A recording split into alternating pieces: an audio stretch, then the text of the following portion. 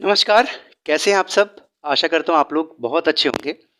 आज की वीडियो हम आगे बढ़ाते हैं। पिछली वीडियो में हमने डिस्कस किया था जो दुर्लभता संबंधी परिभाषा दी थी प्रोफेसर रॉबिन्स ने। उनके जो मुख्य तत्व थे 4 उनके बारे में बताया था आपको। उसके बाद उनकी जो विशेषताएँ हैं उनकी परिभाषाओं की वो बताया था। उसके बाद हमने रॉबिन्स की परिभाषाओं की जो क्रिटिसिज़्म है, आलोचनाएँ उन पर बात की थी। इस वीडियो में हम आपको बताने वाले हैं प्रोफेसर मार्शल और प्रोफेसर रॉबिन्स की जो परिभाषाएं हैं उनमें तुलनात्मक अध्ययन कैसे कर सकते हैं, उनका तुलनात्मक अध्ययन करने वाले हैं। इसकी 2 वीडियोस रहेंगी। सबसे पहले जो आज की वीडियो में हम देखने वाले हैं वो समानताएं हैं, मतलब जो प्रोफेसर मार्शल ने परिभाषा दी और जो प्रोफेसर रॉबिन्स ने परिभाषाएं दी, इन दोनों में समानताएं क्या हैं ये हम देखने वाले हैं। बहुत इंपॉर्टेंट टॉपिक है, इस पे 5 से 10 नंबर का क्वेश्चन आ ही जाता है आपके एग्जाम्स में। सबसे पहले जो समानता इन दोनों में है वो है मनुष्य को प्रमुख स्थान देना।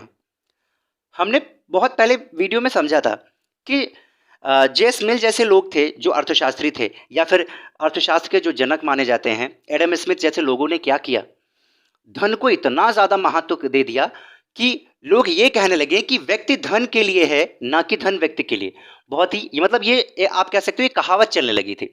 लेकिन प्रोफेसर मार्शल ने मानव जाति, ये जो मैनकाइंड है ना, इस शब्द का यूज अपनी परिभाषा में करके ये जता दिया, ये बता दिया कि मानव जाति सबसे मेन है, धन तो बाद में आता है।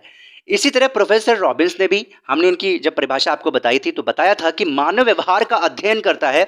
मानव व्यवहार जैसा शब्द का यूज किया है, ह्यूमन बिहेवियर जिसको इंग्लिश में बोलते हैं, इसका शब्द यूज करके ये बता दिया कि धन द्वितीय है, गौण है, सबसे मुख्य क्या है, मनुष्य जाति है। आशा करता हूं आपको ये चीज समझ में आ रही होगी। दूसरी जो समानता है वो धन और सीमित साधन शब्दों में काफी हद तक समानता है। देखिए धन का प्रयोग, धन जो शब्द है ना, इसका प्रयोग प्रोफेसर मार्शल ने ने करा, ठीक है। और प्रोफेसर रॉबिन्स ने किसका यूज किया, ये जो शब्द है सीमित साधन, इसका यूज प्रोफेसर मार्शल ने कहा, सॉरी प्रोफेसर रॉबिन्स ने करा। तो देखिए धन जो है वो सीमित ही तो होता है, इसी तरह सीमित साधन स्वयं में खुद सीमित है।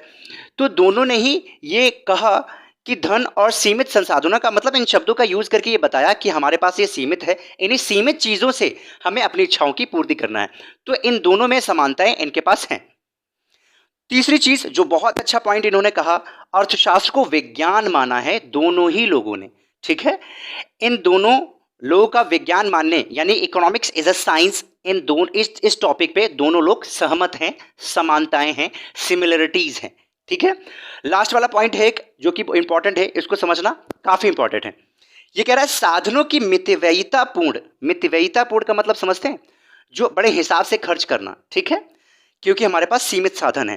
प्रयोग और अधिकतम कल्याण संबंधी विचारधारा, यानी आपके पास 10 रुपए हैं, आप भूखे हैं, आपके आपके पास ऑप्शंस हैं, या तो एक सेब खरीद लीजिए, या 3 पराठे ले लीजिए, या कोल्ड ड्रिंक पी लीजिए।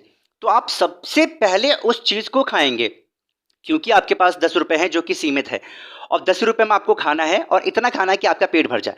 तो आप वो चीज सेलेक्ट करेंगे जिससे आपका पेट अच्छी तरीके से भर जाए, या फिर आपको एनर्जेटिक रखे, एनर्जी मिले, ठीक है। तो यही तो चीज हुई ना, मितव्ययितापूर्ण आप इसका यूज कर रहे हैं, और अधिकतम आपको कल्याण मिले, अधिकतम आपको लाभ मिले, ये दोनों लोग इस पर सहमत हुए, ठीक है। रॉबिन्स ने बताया कि साधनों का प्रयोग मितव्ययिता से होना चाहिए, ठीक है, जिससे कि उत्पादन या संतुष्टि जो है वो मैक्सिमम हो सके।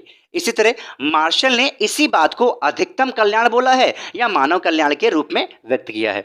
आई होप आप समझ गए होंगे कि इन दोनों में समानताएं क्या थी, क्योंकि मैं मानता हूं ये दोनों ही जो अर्थशास्त्री थे बहुत ही क्रांति लाए। एडम स्मिथ के बाद अगर हम बात करते हैं तो बहुत बढ़िया परिभाषाएं दी, जिससे एक अर्थशास्त्र को एक नया जीवन बोल सकते हैं मिला, ठीक है।